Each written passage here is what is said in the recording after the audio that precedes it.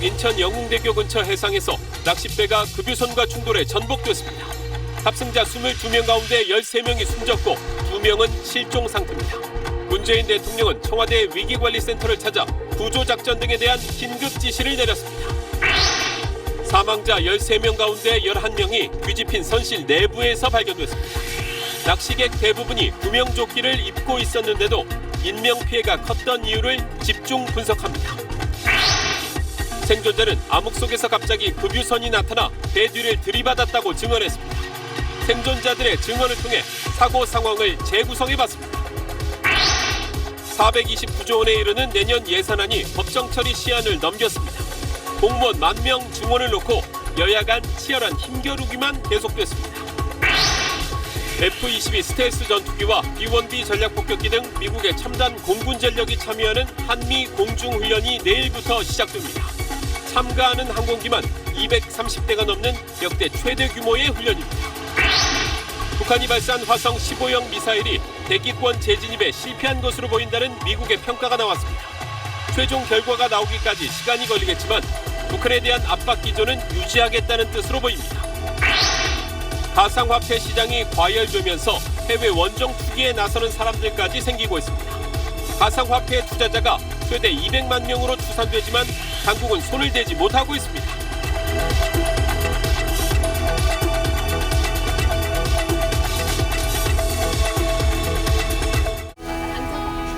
마스크가 필요 없는 세상으로. 내일을 바꾸는 현대 수소전기차. 여러분 안녕하십니까? 오늘 8시 뉴스는 대형 참사 소식으로 시작할 수밖에 없게 됐습니다. 인천 영흥도 부근에서 낚싯배가 급유선과 충돌해 전복됐습니다.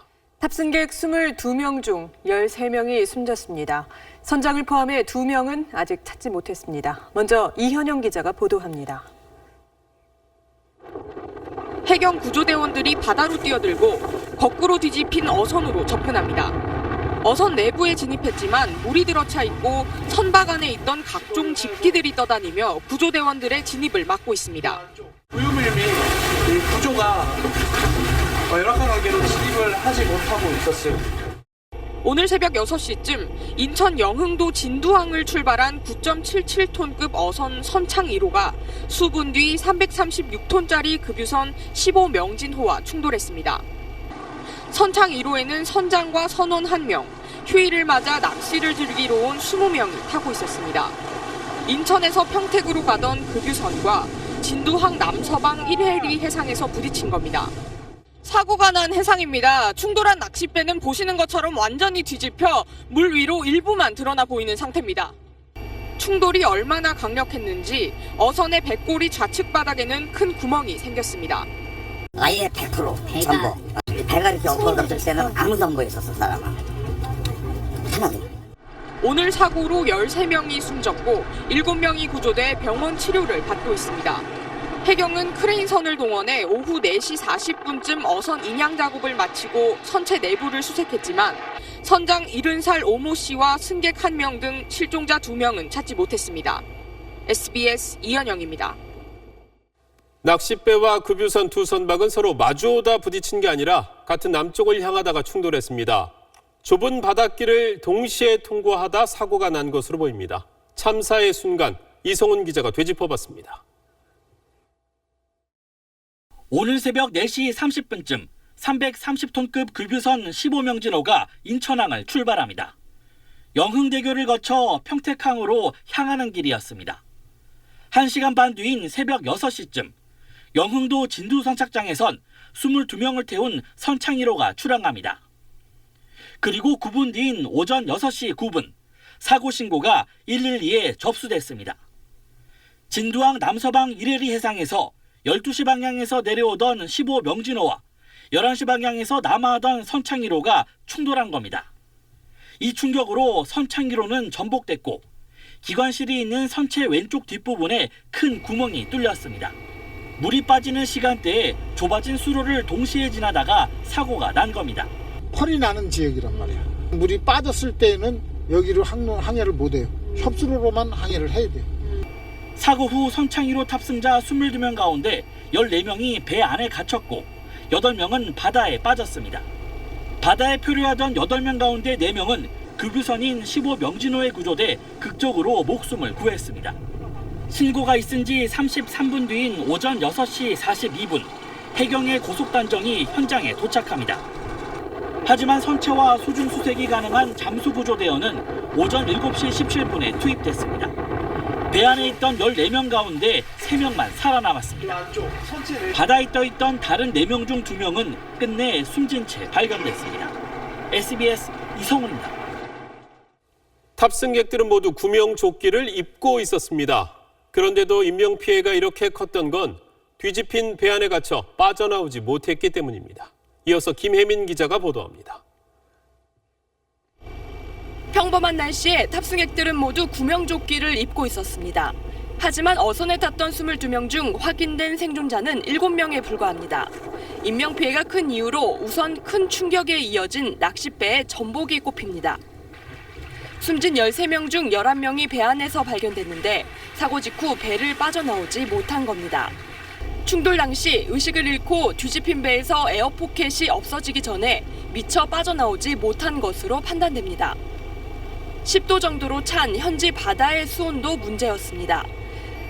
충격을 받은 채 찬 물속에서 1시간 이상 버티기는 힘들었을 것이라는 게 병원 측 판단입니다. 코나 입에서 거품이 나오는 걸로 봐서는 가장 흔한 것은 저체온증에 의한 사망 또는 익수 가능성, 그게 제일 높다. 하지만 뒤집힌 어선 속에도 생명의 공간은 있었습니다. 어선 맨 아래 선실, 뒤집혔을 때는 맨 위에 있는 기관실 아래 선실은 마지막까지 에어포켓이 형성된 상태였기 때문입니다. 이 안쪽에 있는 실종자가 이 틈을 통하여 구조를 요청하였고 의식이 있는 실종자 3명을 구조한 상황이. 이곳에서 구조된 3명은 크게 다친 곳 없이 병원 치료를 받고 있습니다. SBS 김혜민입니다. 왜 이 두 선박이 충돌한 것인지는 아직 확실치 않습니다. 다만 낚싯배 출항 당시 기상 조건은 그렇게 나쁘지 않았습니다. 조심스럽게 운항 실수 가능성이 제기되고 있습니다. 이어서 권혜리 기자입니다. 사고가 발생한 오늘 새벽 6시 9분 전후의 영흥도 해상 기상은 양호한 편이었습니다. 날씨는 그 기상 조건에 합당한 겁니다. 기상청 관측으로도 당시 파도가 거칠지 않은 편이었고 안개가 끼거나 비가 내리는 상황도 아니었던 걸로 확인됐습니다. 낚싯배가 출항하기에 큰 문제가 없는 환경이었던 겁니다. 새벽이었지 뭐 안개가 끼거나 그걸 때문에 뭐 시야가 안 보이고 그런 상황은 아니었어요. 이런 날씨에 발생한 대형 선박 사고의 원인에 대해 일각에서는 운항 실수 가능성이 제기됩니다. 보통 시속 20-30km로 운행하는 두 배 중 한 대가 추월을 시도했을 가능성입니다. 충격된 모양으로 봐가지고는 속도가 꽤 빨랐던 것 같고 판단 미스. 이렇게 하면 그냥 충돌 없이 지나가겠지 이렇게 생각을 하고 지나갔는데 선미 쪽에 부딪힌 거죠. 낚싯배 선창 1호의 선원 2명 중 선장은 실종, 선원은 사망했기 때문에 해경은 일단 오늘 오후 급유선 15명진호의 선장부터 불러 사고 원인에 대한 조사를 시작했습니다. 정확한 사고 원인은 이들에 대한 조사가 끝나야 윤곽이 잡힐 걸로 보입니다. SBS 권혜리입니다. 앞서 들으신 대로 배에 탄 22명 가운데 목숨을 건진 건 7명 뿐입니다. 일부는 스티로폼에 매달려 힘겨운 시간을 버텨냈습니다. 또 암흑 속에서 갑자기 급유선이 나타났다는 말도 나왔습니다. 계속해서 전영우 기자입니다. 37살 서모 씨는 일행 2명과 함께 선미 쪽에 서 있었습니다. 뒤쪽에서 배 모양의 그 불빛이 있다 그래서 배일 거야 그러고 그리고 채 1분도 안 돼 끔찍한 사고가 벌어졌습니다. 안내방송이나 경고방송도 없었습니다. 갑자기 뭔가 검은 암흑 속, 그러니까 깜깜한 데서 배 앞부분이 확 보이더니 그냥 왼쪽 선미를 들이받더라고요. 배에서 튕겨져 나온 서 씨 일행은 스티로폼에 매달려 차디찬 바다에서 10분 정도를 버텨야 했습니다. 주위에 있던 스티로폼을 잡고 저희랑 부딪힌 배를 향해서 계속 살려주세요라고 해서 크레인으로 저희를 이제 그 망으로 된 그물 같은 걸로 해서 저희를 끌어올렸습니다. 서 씨와 일행 2명은 급유선에 의해 무사히 건져졌습니다. 조타실 아래 선실에서 발견된 3명의 생존자들은 충돌 당시 충격으로 통증을 호소하는 것 말고는 특별한 증상은 없었습니다. 배 안에서 잠긴 상태로 선실 안에 계셨던 것 같아요. 물을 마시거나 한 그런 상태는 아니고 그 안에서 이제 잠겨서 부딪히고. 생존자 중에선 충돌 직후 선실에 갇혔다 혼자 힘으로 빠져나와 바다에서 구조된 42살 송모 씨가 증상이 심한데 현재 폐렴 증상으로 항생제 치료를 받고 있습니다. SBS 전용우입니다. 네, 이렇게 구사일생으로 구조된 생존자도 있지만 13명은 안타깝게 목숨을 잃었습니다. 유가족들은 낚시를 갔다가 싸늘한 주검으로 돌아온 가족을 눈앞에 두고 오열했습니다. 박찬근 기자의 보도입니다.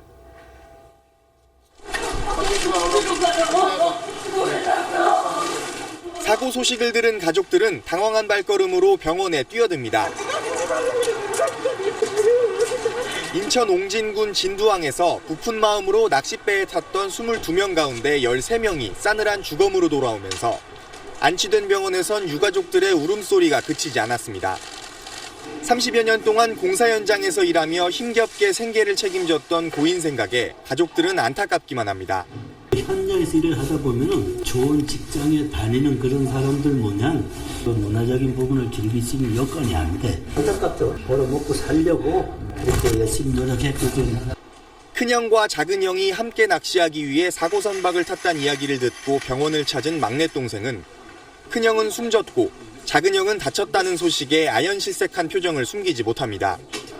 형편이 어려워도 화물차 기사 일을 하며 둘이 악착같이 살아보자던 남편의 돌연한 죽음에 아내는 일어났다 주저앉기를 반복하며 오열을 멈추지 못합니다.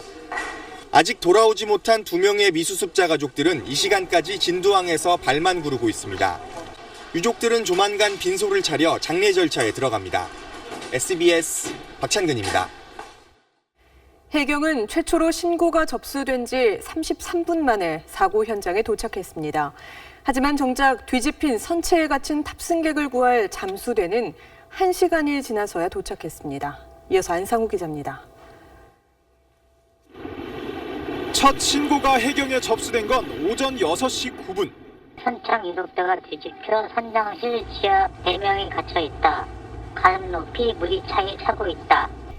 오전 6시 13분 출동 지시가 내려졌고 10여 분이 지난 오전 6시 26분 구조선이 출항했습니다.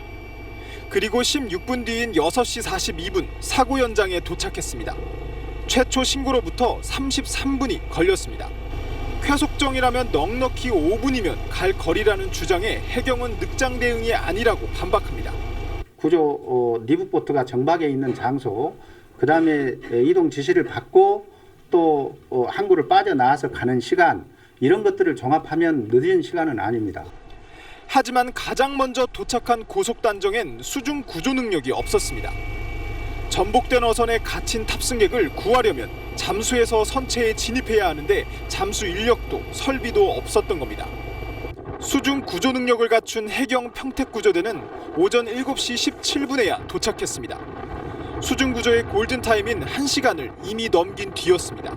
현재 약 8도의 수온에서 1시간 이내에 수중 특수구조단들이 인명을 구조해야 되는데 1시간을 넘어서 도착한 것은 앞으로 해경이 필수적으로 개선해야 될 그런 문제라고 생각이 되어집니다. 해경은 현장까지 거리가 너무 멀어서라고 해명했습니다. SBS 안상우입니다. 문재인 대통령은 사고가 나자 위기관리센터를 직접 찾아 상황을 실시간으로 점검했습니다. 또 행정안전부 장관을 현장으로 보내 총력 대응하도록 지시했습니다. 남승모 기자입니다. 문재인 대통령은 오늘 오전 7시 1분 위기관리 비서관으로부터 사고 소식을 처음 보고받았습니다. 발생 52분 만이었습니다. 2차례 전화 보고와 1차례 서면 보고를 받은 문 대통령은 해경, 해군, 현장에 도착한 어선이 합심해 구조작전에 최선을 다해달라고 당부했습니다. 이어 9시 25분 청와대 위기관리센터를 찾아 상세 보고를 받았습니다. 해경 상황실과 행정안전부 종합상황실을 화상으로 연결해 실시간 점검했습니다. 문 대통령은 세월호 참사 때와 같은 혼선을 막기 위해 구조 현장의 지휘 개통부터 명확히 했습니다. 현장의 모든 전력은 해경 현장 지휘관을 중심으로 실종 인원에 대한 구조 작전에 만전을 기하라고 지시했습니다. 아직까지 생존해 있을 가능성이 충분히 있으니까 마지막 한 명 다 찾을 때까지 최선을 다해 주시기 바랍니다. 이어 필요한 모든 의료 조치와 희생자 가족에 대한 신속한 연락과 심리적 안정 지원, 구조 상황의 투명한 공개 등을 강조했습니다. 문 대통령은 또 김부겸 행안부 장관을 현장으로 보내 정부 조치에 부족함은 없는지 직접 살피도록 조치했습니다. SBS 남승모입니다. 네, 그럼 여기서 실종자 2명에 대한 수색 작업이 벌어지고 있는 현장 연결해서 자세히 알아보겠습니다. 김기태 기자. 네, 인천 영흥대교 앞에 나와 있습니다. 네, 사고가 난 지 벌써 14시간이 넘었는데 현재의 상황은 어떻습니까? 네, 제가 나와 있는 이곳 인천 영흥대교 앞바다는 다행히 지금은 잔잔해진 상태입니다. 해경은 이곳 사고 해역에서 14시간 넘게 실종자 2명을 찾기 위한 수색 작업을 계속하고 있습니다. 실종자는 선장 70살 오모 씨와 낚싯객 57살 이모 씨로 파악됐습니다. 해경은 공군 소방과 합동으로 현재 사고 해역 주변에서 실종자를 수색 중입니다. 해경은 사고 해역을 8개 구간으로 나눠 밤사이에도 조명탄을 활용해 계속 수색할 계획입니다. 해경은 오늘 오후 4시 40분쯤 사고 선박에 대한 인양 작업을 완료했습니다. 이 과정에서 인양 작업 중이던 바지선의 줄이 한 차례 끊어지면서 잠수사가 다시 바닷속으로 들어가 줄을 걸어 올리기도 했습니다. 해경은 인양 직후 선체 내부를 수색했지만 실종자를 발견하진 못했다고 밝혔습니다. 인양된 배는 내일 새벽 5시쯤 인천 해경 전용 부두로 예인될 예정입니다. 해경은 정확한 사고 원인을 가려내기 위해 선체 조사를 실시할 계획입니다. 영흥도 주민들은 침통한 분위기 속에 실종자 수색에 신락 같은 희망을 거는 모습입니다. 이번 사고로 인한 사망자 2명은 물론 현재 실종 상태인 낚싯배 선장이 영흥도 주민인 것으로 알려졌습니다. 지금까지 인천 영흥대교 사고 현장에서 SBS 김기태입니다.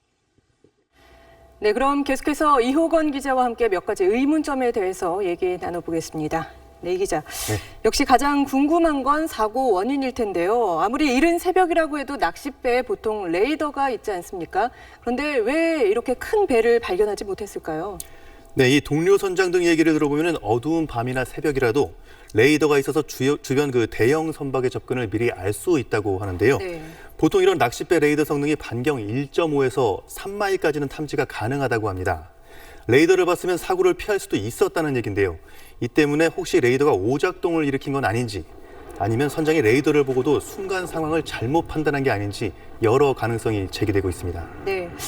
2년 전에도 제주 추자도에서 이 낚싯배 돌고래호 사고로 15명이 숨졌지 않습니까? 왜 이렇게 낚싯배에 관련된 사고가 끊이질 않고 있는 거죠? 네, 이 말씀하신 대로 낚싯배 사고는 계속 증가 추세입니다. 지난 2013년엔 77건이었는데 매년 늘어서 재작년에는 206건이나 발생했는데요. 네. 전문가들은 가장 큰 원인으로 과열 경쟁을 꼽고 있습니다. 점점 이 물고기 개체 수는 줄고 있고 낚시 동호인이나 낚싯배는 폭발적으로 늘고 있다 보니까 서로 경쟁적으로 새벽부터 물고기가 많이 잡히는 이른바 명당 자리를 선점하려고 과속하는 경우가 많다는 겁니다. 게다가 이런 낚싯배 투어는 대부분 당일치기 일정으로 하다 보니까 더 서두르게 돼서 사고 위험을 부추긴다는 지적입니다. 네. 그런데 이 낚싯배에 탑승하는 선원수도 좀 너무 적지 않느냐는 지적이 있어 왔는데 그건 어떻습니까? 네, 이번 사고도 이 낚싯배 선원은 선장을 포함해서 단 2명뿐이었는데요. 네. 낚싯배는 규정상 어선처럼 선원 1명만 타도 돼서 승객들 안전관리에 이 부실할 수밖에 없다는 얘기도 나오고 있습니다. 네, 1명이면 사실 좀 부실하긴 하네요. 네, 네. 빠른 안전 대책 마련되길 바랍니다. 고맙습니다. 다음 뉴스입니다. 429조 원 내년도 나라 살림은 어제까지 국회를 통과했어야 합니다. 하지만 올해 여야 정치권은 법정 시한 내 협상을 타결할 능력이 없었습니다. 특히 문재인 대통령 1호 공약인 공무원 증원 폭을 놓고 팽팽하게 맞서고 있습니다. 강청환 기자입니다. 예산안 처리 시한인 자정을 3시간 앞두고 열린 국회 본회의는 결국 빈손으로 끝났습니다. 안타깝게도 아직까지 합의에 이르지 못했습니다.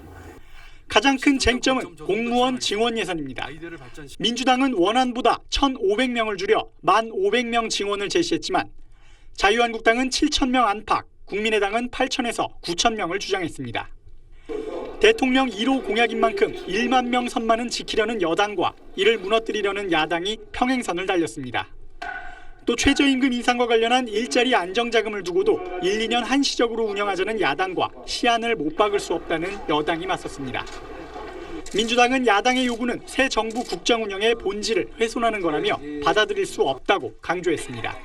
신속한 예산 처리를 통해 정부가 새로운 정책들을 준비할 수 있도록 하는 것은 국민을 향한 국회의 의무입니다. 야당은 국민 부담을 늘리는 잘못된 예산안이라며 여당의 결단을 압박했습니다. 나라 살림을 온전하게 유지하는 차원에서 저희들은 반드시 수정되어야 한다라는 각오로 여야 원내대표는 내일 오전 단판을 이어갑니다. 양측 모두 여론의 부담을 느끼면서도 공무원 증원 규모 등에서 먼저 양보할 뜻은 없어 보여서 예산국회가 연말까지 이어질 가능성도 남아 있습니다. SBS 강청환입니다. 세계 최강 전투기 F-22 랩터와 F-35, B-1B 등 미국의 가공할 전투기 폭격기들이 내일부터 한반도 상공에 총집결합니다. 한미 공군기가 230대나 추격하는 최대 규모 훈련이라서 북한도 꽤 신경이 쓰이는 모양입니다. 이 소식은 정유무 기자입니다. 강력한 스텔스 기능으로 평양까지 몰래 날아가 김정은 집무실을 타격할 수 있는 세계 최강의 전투기 F-22 랩터입니다. 어제 6대가 광주 공군기지에 도착했습니다. F-22 6대가 한꺼번에 한반도로 전개된 건 처음입니다. 내일부터 닷새간 밤낮으로 실시되는 한미 연합 공중훈련 비질런트 에이스에 참가하기 위해서입니다. 차세대 스텔스 전투기 F-35도 대거 이번 훈련에 투입됩니다. F-35A 6대가 이미 한국에 도착했고 수직 이착륙이 가능한 F-35B는 주일 미군 기지에서 출격해 훈련에 참가할 예정입니다. 가장 많은 무기를 탑재할 수 있는 B-1B 전략 폭격기도 훈련 기간 동안 괌에서 출격해 폭격 훈련을 실시합니다. 미국의 최첨단 전략 항공기들이 역대 최대 규모로 동원된 겁니다. 훈련에 참가하는 한미 공군기만 230여 대. 한반도 유사시 적기 침투를 차단하고 북한의 핵심 표적을 정밀 타격하는 훈련이 집중 진행될 예정입니다. 북한은 민감하게 반응했습니다. 지금 트럼프 패는 조선반도에서 위험천만한 핵도박을 벌여놓으면서 핵전쟁을 구걸하고 있다. 북한은 미국과 실제적인 힘의 균형을 이룰 때 평화와 안전을 지킬 수 있다며 핵 개발을 계속하겠다는 의지를 드러냈습니다. SBS 정유미입니다. 이런 가운데 북한이 지난주 발사한 화성 15형 미사일이 대기권 재진입에 실패한 것 같다고 미국 언론들이 보도했습니다. 최종 평가 전에 미국에서 이런 말이 나오고 있는 건 북한 핵무력 완성을 인정할 수 없다는 뜻으로 해석됩니다. 워싱턴에서 손성민 특파원입니다. CNN 방송은 화성 15형이 대기권에 재진입하다가 부서졌을 가능성이 있다고 미 정부 관리를 인용해 보도했습니다. 재진입 기술에 문제가 있다는 겁니다. 이 관리는 초기 분석 결과 북한은 가짜 탄두가 장착된 2단 추진체 미사일로 발사 실험을 한 것으로 보인다고 말했습니다. 폭스뉴스도 북한 미사일이 대기권 재진입을 견디지 못하고 부서졌다고 전했습니다. 이와 관련해 우리 정부 관계자는 재진입 성공 여부는 한미 간의 기술 평가가 진행 중이라 현재 단정할 수 있는 단계는 아니라고 말했습니다.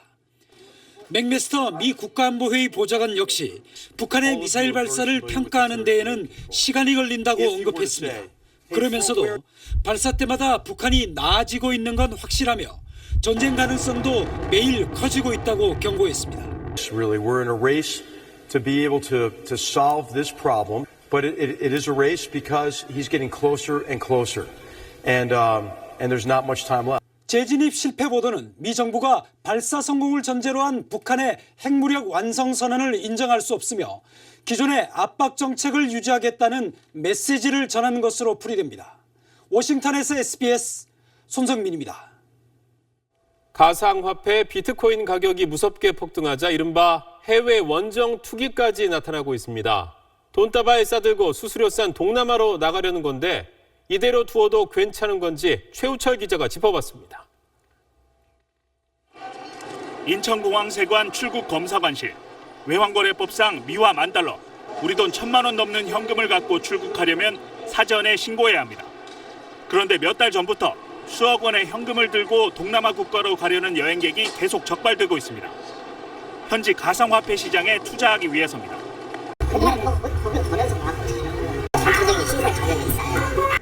인도네시아나 태국은 가상화폐 거래 수수료가 5에서 10% 정도 싸기 때문에 더 많은 차익을 얻을 수 있다는 겁니다.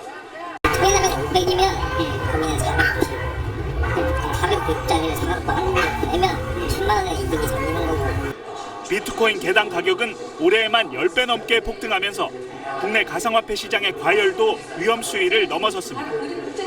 직장인의 학생까지 묻지마식 투기에 뛰어들면서 투자금을 모아 잠적하는 등 사기 피해도 늘어나고 있습니다. 규제가 필요하다는 목소리는 커지고 있지만 정부는 자칫 규제가 가상화폐에 대한 공인행위로 비칠까 우려하며 뾰족한 해법을 내놓지 못하고 있습니다. 법적 지위를 부여하는 게 아니라 우리가 이거를 규제를 할 때 화폐로 볼 것이냐 자산으로 볼 것이냐를 결정하는 문제인데 규제 원칙을 만들어내겠다라고 하면은 갑자기 그 얘기가 정부에서 인정했다라고 둔갑할 수 있다라는 부분이 문제인 거죠. 가상화폐 투자자가 200만 명 규모로 급증한 상황에서 거래소 인가제 도입 등 온라인 쇼핑몰 수준에도 못 미치고 있는 투자자 보호 대책이라도 서둘러 강화해야 한다는 지적이 나오고 있습니다. SBS 최우철입니다. 포괄적 네거티브, 규제 샌드박스, 무슨 뜻인지 이해하시겠습니까? 정부에서 사용하는 언어인데 어렵다는 지적이 많습니다. 이왕이면 쉬운 우리말로 바꾸는 게 좋겠죠. 조정 기자의 보도입니다. 지난 9월 정부가 내놓은 경제규제 개혁 방안입니다. 기존에 그런 네거티브 리스트 규제에서 저희가 개념을 좀 확장을 해가지고 포괄적 네거티브 규제로 전환을 해야 되겠다는 그런 내용이 되겠습니다. 신산업 지원 방안은 이렇게 제시했습니다. 신사업 시도를 가능토록 하는 그런 그 소위 규제 샌드박스라는 거를 저희가 도입할 그럴 계획으로 있습니다. 포괄적 네거티브, 규제 샌드박스 같은 용어를 일반 국민은 얼마나 이해하고 있을까? 이해가 안 가는데 그냥 뭐 모래박스? 모래박스가 뭘까? 뭐 이런 생각 정도가 드는데 뭐 생소하니까 뭐 이해가 안 갑니다. 사전에 규제하던 걸 사후 규제로 바꾸고 신사업에 대해선 규제를 풀어주겠다는 내용인데 영어 표현을 그대로 쓴 겁니다. 한 시민단체가 정부가 낸 보도자료를 분석했더니 한 건당 평균 7차례나 외국어가 등장하는 걸로 나타났습니다. 외국어를 못 알아들으면 생명과 안전이 위협받을 수도 있고 정책을 이해하지 못해 차별이 생길 수 있다고 지적합니다. 뭐 싱크홀 이런 말은 땅거짐으로, 복지 바우처 이런 말은 복지 이용권으로 바꿔주고 또 포괄수가제 이런 어려운 말도 질환별 의료비 정찰제 같은 식으로 만들어주면 사람들이 국민들이 이해하는 데 상당히 도움이 될 겁니다. 쉬운 말로 소통하고 토론해야 많은 국민이 여론 형성에 참여할 수 있다는 점에서 정부의 인식 변화가 시급합니다. SBS 조정입니다. 금강 백제부에 살고 있는 민물조개들이 떼죽음 당할 위기에 놓였습니다. 4대 강보를 추가로 개방하면서 백제부의 수위가 낮아져 강바닥까지 드러났기 때문입니다. 이용식 기자가 취재했습니다.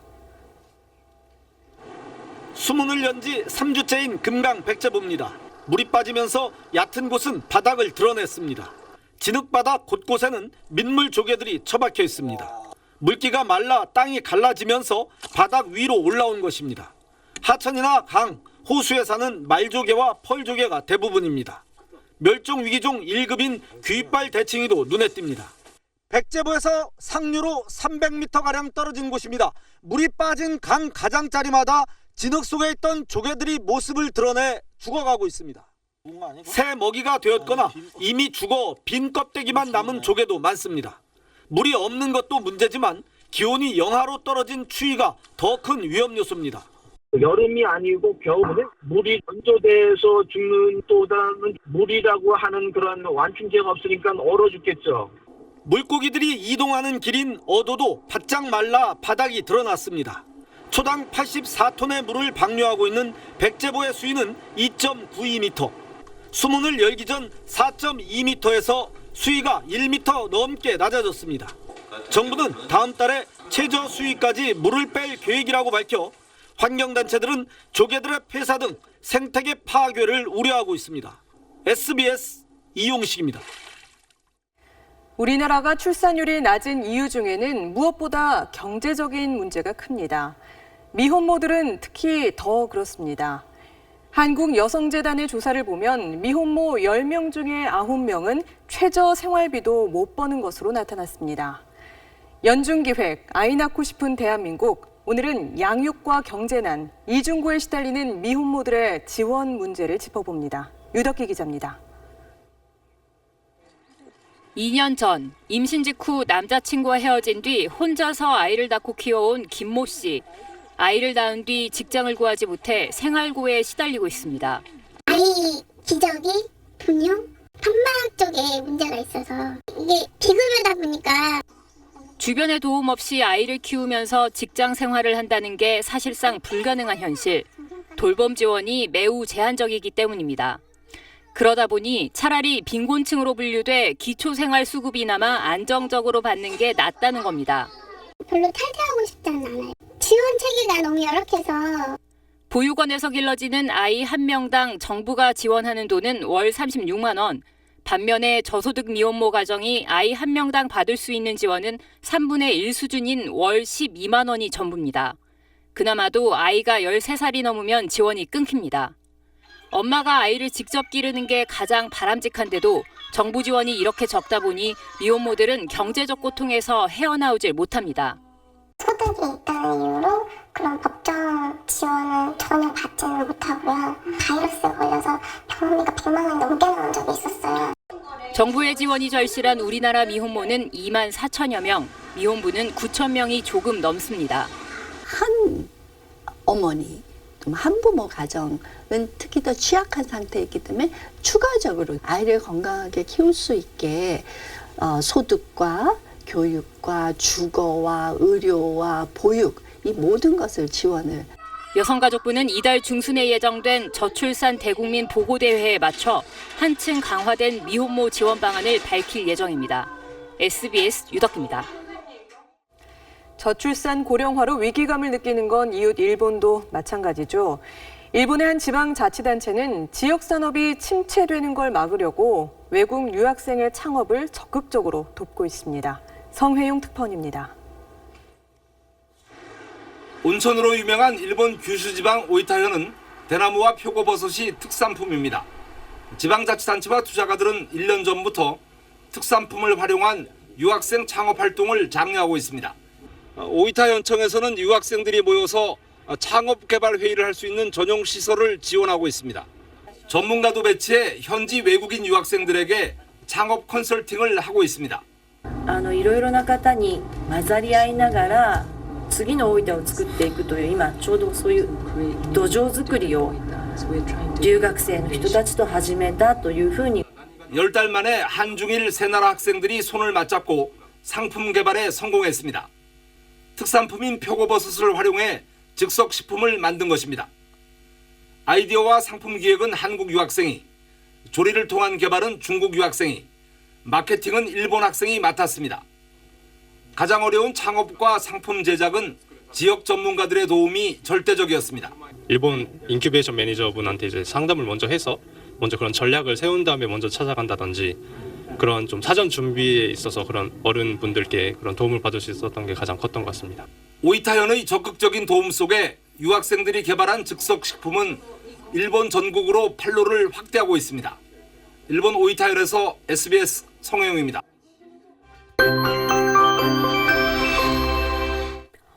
미세먼지에 갇혀 답답한 하루였습니다. 오늘 밤에도 중서부를 중심으로 먼지 농도가 높게 나타나는 곳이 있겠고요. 내일 오전까지는 대부분 지방의 미세먼지가 나쁨 수준을 보이겠습니다. 오후가 되면 깨끗한 북서풍이 불어들면서 점차 나아질 것으로 보입니다.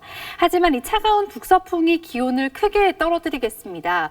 내일 오전까지는 곳곳으로 눈과 비가 내리고 기온도 크게 내려가지 않겠는데요. 하지만 낮부터 급격하게 추워지겠고 모레 아침에는 서울의 기온이 영하 8도까지 내려가겠습니다.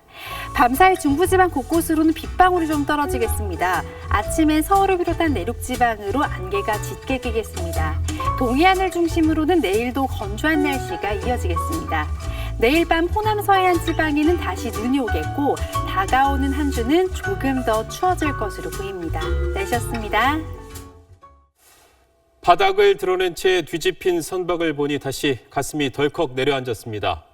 우리는 왜 오늘 차가운 바다에서 그 많은 생명을 또 잃어야 했는지, 아직도 부족한 부분은 무엇인지 냉정하게 돌아봤으면 합니다. 무거운 마음으로 뉴스 마치겠습니다. 고맙습니다.